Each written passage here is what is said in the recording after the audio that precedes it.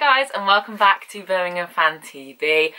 We have just got back from Wigan away, 3-0 win, brilliant game, really thoroughly enjoyed it. But yeah, we're here to talk about what we thought about the game. I thought, coming into this one, straight off the bat, I'm a little bit disappointed with Wigan. I didn't think they didn't pose as much of a threat as I thought they would. In midfield, they controlled the game. They controlled the game evidently from the possession, but possession means nothing, especially in this league, where you can have 70-80% possession, but if you don't take your chances and you don't create them, you won't win games of football, and that's what matters. And that's what we did today. I don't think we had any more than sort of 4 or 5 shots today, and we've scored 3 goals. And at the end of the day, that is the key. We took our chances, which we haven't been doing as well of late. No, it's always been a problem, hasn't it, throughout our season that we haven't been taking our chances. We were taking our chances around end of October, middle of November time. But before and after that, we sort of dipped off a little bit.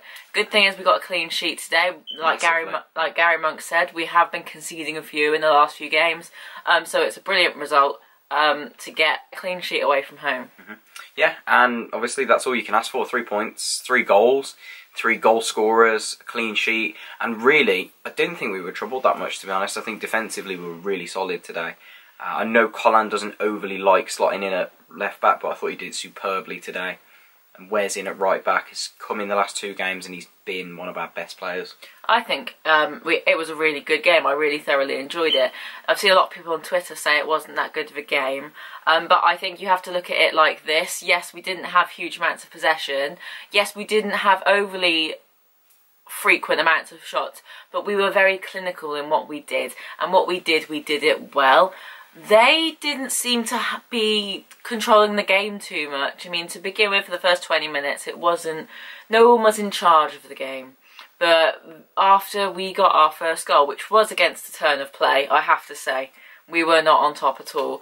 We just sort of came into our stride a little bit. So I thought it was a really good game. Yeah, first goal settled us down, obviously. Shea on fire, 11 for the season now. 8 in his last 11 as well, if I'm not mistaken.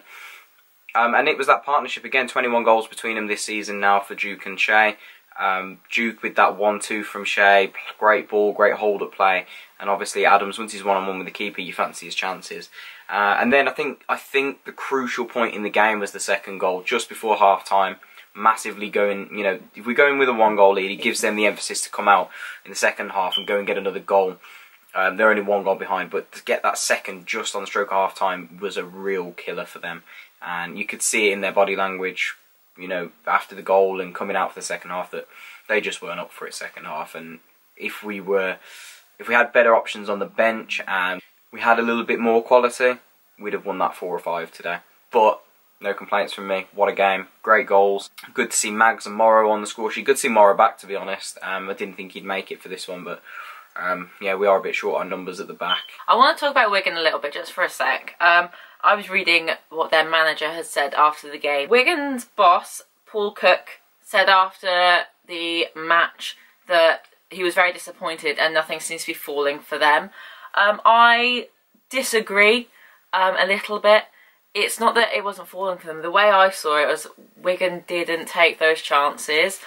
Very similar to us.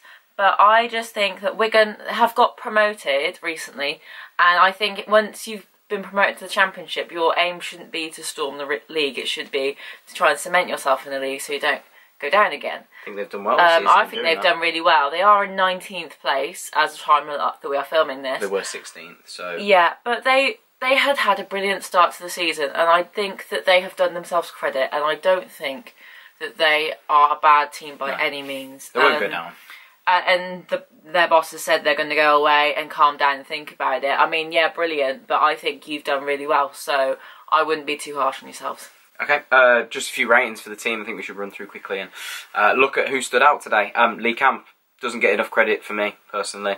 I really like him, though. Another clean sheet for the season. I think that's 7 or 8 for the season. I'd give him an 8. I'd go with an 8 as well. Yeah, solid 8. I couldn't argue with that. I think he made 1 or 2 comfortable saves, catches. and dealt with everything he needed to really well, and did well at Blackburn, made a crucial save at Blackburn, so I don't think he gets enough credit. It's an 8 from me. Wes Harding at the back, another 8 from me. Yep, I would agree. I saw he got a 7 earlier somewhere, I think. Was it 7? Yeah, Birmingham Mail, but I don't think... I think that's a little bit better than that. Yeah, I think that's quite harsh, because what he did very well. Morrison gets my man of the match today for me. Stepping back in from injury, he gets a 9 from me. Birmingham Mail gave him a 9. Would you agree with that? You about on par with that? Got a goal as well. He's not my personal man of the match, no, but I think about 8.5, 9, yeah, would be quite fair. Harley Dean gets an 8. Again, I don't think anybody across the back line doesn't deserve an 8. Max gets an 8 as well from me. Everybody put in a good, solid performance, but obviously Morrow was a little bit more of the standout with the goal as well. So an 8 for Dean and Colin from me. Do you say otherwise? I'm more edging on the 7.5, but we all know I'm a lot more negative than you are, so we'll go with an 8. Go with an 8, it's fine. It's all about opinions. Across the midfield.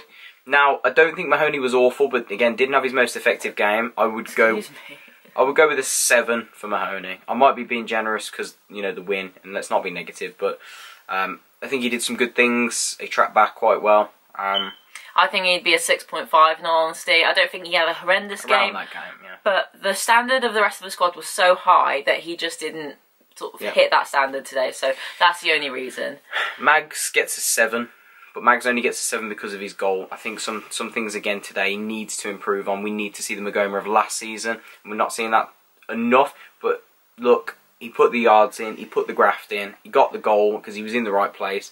7 from me. I would say a 7 as well, and for the same reasons. I think in the first half our wingers were probably the weakest that we had on the pitch, player-wise, and I think Mags really wasn't showing his greatest ability today, but I think in the second half he warmed up into the game and he definitely proved himself in the end. Yeah.